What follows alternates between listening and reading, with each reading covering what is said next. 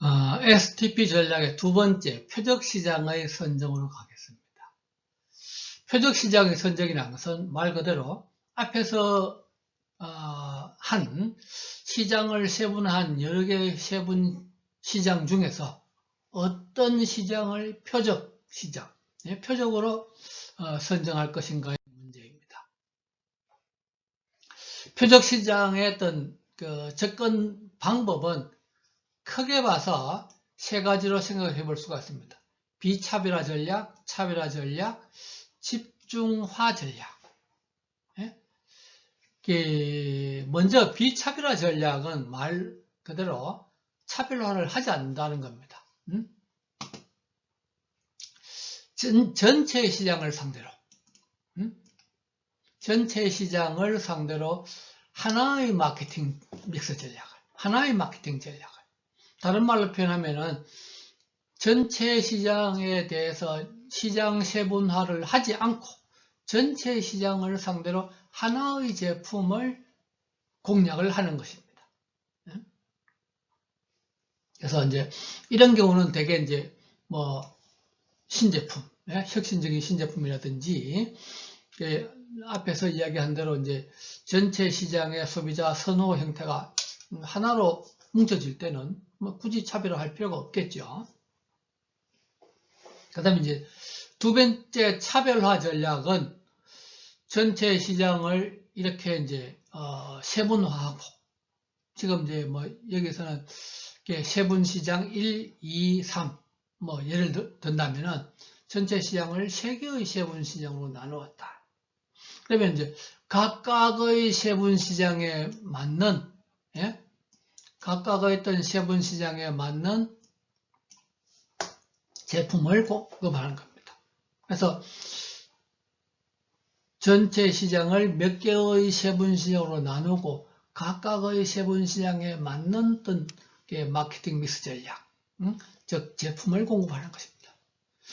그래서 이렇게 이제 전체 시장에 다 참여하는 것을 우리가 이제 대기업의 경우에서 이제 적합한 전략이 되겠습니다. 그런데 중소기업에서는 이제 모든 세분 시장에 다 참여하기는 힘드니까 집중화 전략, 시장을 세분시장 1, 2, 3, 3개의 세분시장으로 나누었어요. 시장을 3개의 세분시장으로 나누었지만은 우리 기업의 여러 가지 능력으로 봐서, 우리 기업의 자원, 능력으로 봐서 이 3개의 세분시장에 다 참여하는 것은 좀 무리가 되겠다. 그래서 이 중에서 세분시장 2에만, 두 번째 세분시장에만 우리는 참여하겠다. 두 번째 세분시장만 표적시장으로 하겠다. 그래서 세분시장은 원투서리가 있었지만은 우리는 두 번째 세분시장, 그중 하나의 세분시장에만 집중해서 제품을 공급하겠다고 하는 것이 집중화 전략입니다. 그래서 대부분의 이제 중소기업의 경우에 적합한 전략이 되겠죠. 자, 표적화를 하기 위해서는 먼저 세분시장을 평가를 해야 되겠죠.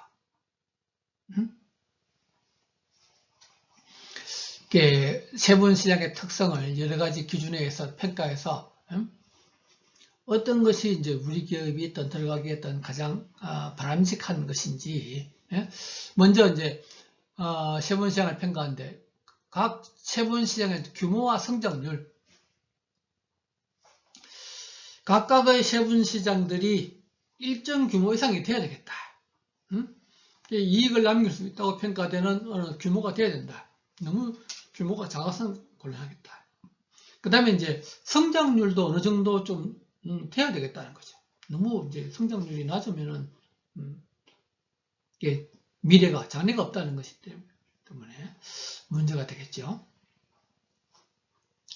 그 다음에 이제 세분시장의 어떤 매력성, 세분시장의 어떤 진입장벽, 탈출장벽, 이런 것들을 기준으로 매력성을 어떤 평가를 하는데,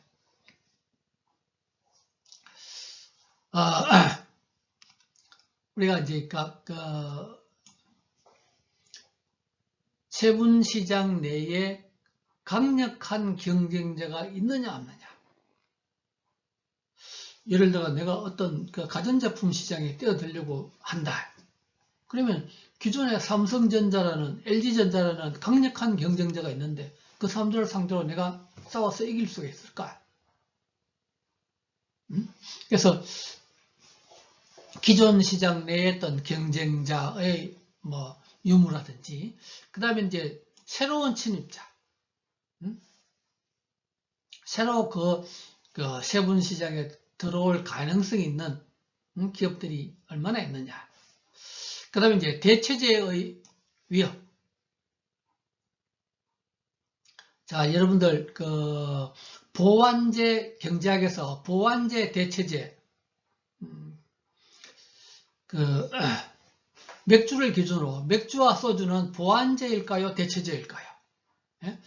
이게 맥주와 콜라는 보완제일까요, 대체제일까요? 자, 우리가 맥주와 소주는 뭐 가장 대표적인 대체제죠. 뭐 경우에 따라서는 콜라도 대체제라고 볼 수가 있습니다. 그런데 이제 맥주와 뭐 땅콩, 안주, 예? 팝콘 이런 것들은 이제 보완제가 되겠죠.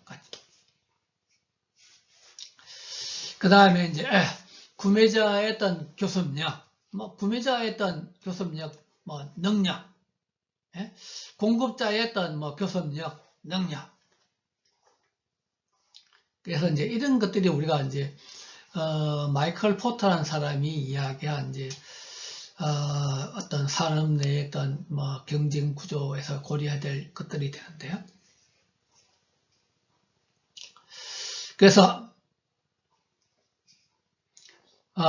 진입 장벽이 높으냐 낮으냐, 탈출 장벽이 높으냐 낮으냐에 따라서 이제 지금 왼쪽에 표에서 보는 것 같이 이런 이제 네 가지 어떤 매트릭스로 또 생각을 해볼 수가 있습니다. 그래서 어떤 시장이 이제 매력성이 있는 시장이 될까요? 그 다음에 이제 우리 기업은 무엇을 목표로 하고 있느냐? 이 세분 시장이 우리 기업이 나아갈 어떤 목표와 맞아 떨어지냐? 뭐 자원이 어떤 적절하냐? 뭐 자원 능력이 있느냐 없느냐? 이런 것들을 이제 평가를 해야 되겠죠. 그래서 이제 뭐 세분 시장 어떤 선정과 어떤 진출 결정을 하는데, 우리가 이제 제일 앞에서 비차별화 마케팅, 차별화 마케팅, 무슨 집중화 마케팅 뭐 이런 표현을 썼는데, 또 어떤 5가지로 생각을 해볼 수가 있습니다.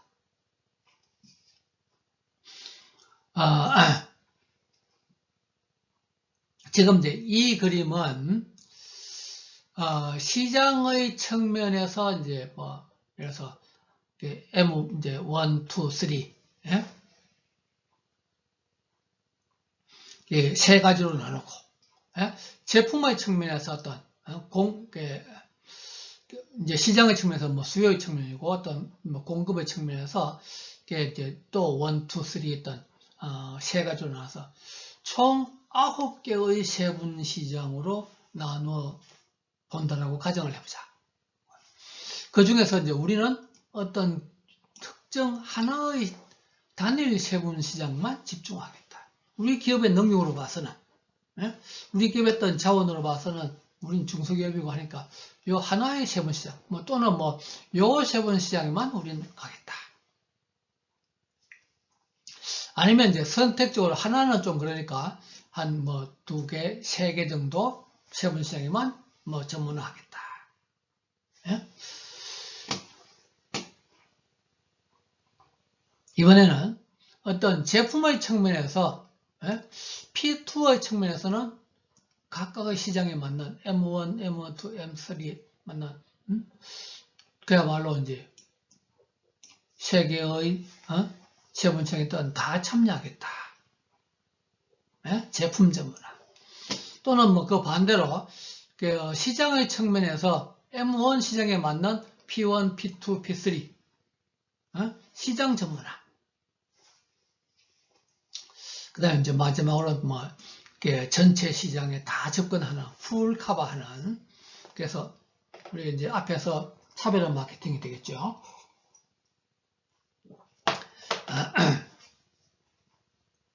그런 식이 될 수가 있습니다. 자, 그래서 표적 시장 선정 시에 어떤 고려해야 되는 것은 기업의 어떤 자원, 제품 수명 주기상의 위치, 제품의 동질성 여부, 시장에서의 어떤 동질성 여부, 경쟁자의 어떤 마케팅 전략. 즉, 우리 기업의 어떤 자원 능력은 어느 정도 되느냐. 예? 제품 수명 주기상에서 도입기냐, 성장기냐. 앞에서는 성장률 이야기를 했는데, 어떤 성장성이 어느 정도 있는 시장에 해야 되겠다. 제품의 동질성 여부. 새로운 신시장이 기존 제품과 어느 정도 어떤 동질성이 있느냐예요. 기존 제품과 신제품이 동질성이 강하면 강할수록 기존에 했던 노하우를 응용을 할 수가 있을 것이고, 전혀 어떤 새로운 이질적인 신제품이면 그런 것들이 불가능하겠죠. 시장에서의 어떤 동질성 여부. 시장에서의 어떤 동질성 여부는 이제 시장이 유사하면은, 동일한 어떤 판매 전략, 어떤 유통의 문제가 용이하겠죠. 그 다음에 이제 경쟁자는 어떻게 하느냐. 항상 이제 마케팅에서는 경쟁자를 어떤 고려를